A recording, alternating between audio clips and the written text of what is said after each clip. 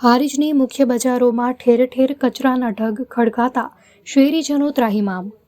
હારીજ શહેરમાં ઠેર ઠેર કચરાના ઢગ ખડકાતા મચ્છરજન્ય રોગોની ભીતિ સેવાઈ રહી છે, તેમજ રોડ પર કચરો આવી જતા અકસ્માતની પણ ભીતિ સેવાઈ રહી છે. હારીજની મુખ્ય બજારમાં આવેલ જર્જરિત પરબની બાજુમાં આવેલ ખુલ્લી જગ્યામાં કચરાના ઢગલા કરાતા આજુબાજુના વેપારીઓ ત્રાહિમામ પોકારી ઉઠ્યા છે. એક તરફ કચરાના ઢગલા અને બીજી તરફ રખડતા ઢોરને લઈ બજારમાં ખરીદી કરવા નીકળતા ગ્રામજનોમાં ભય જોવા મળી રહ્યો છે. ત્યારે નગરપાલિકાની ઘોર બેદરકારી સામે આવી છે. પાલિકાની સફાઈ અંગે તેમજ રખડતા ઢોરોને લઈને કાર્યવાહી કરવામાં કોઈ રસ જ નથી તેવું ચોક્કસપણે હારીજ શહેરમાં જોવા મળી રહ્યું છે.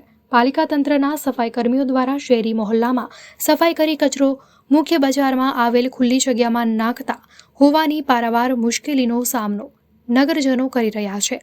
રખડતા ઢોરો અને સાફ સફાઈનો અભાવ હારીજ ખાતે જોવા મળી રહ્યો છે, જેને લઈને તાત્કાલિક યુદ્ધના ધોરણે કામગીરી હાથ ધરવામાં આવે તેવી લોકમાંગ ઉઠવા પામી છે.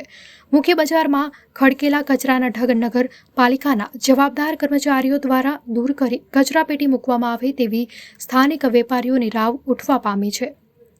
અહેવાલ અનિલ રામાનુજ, રાધનપુર.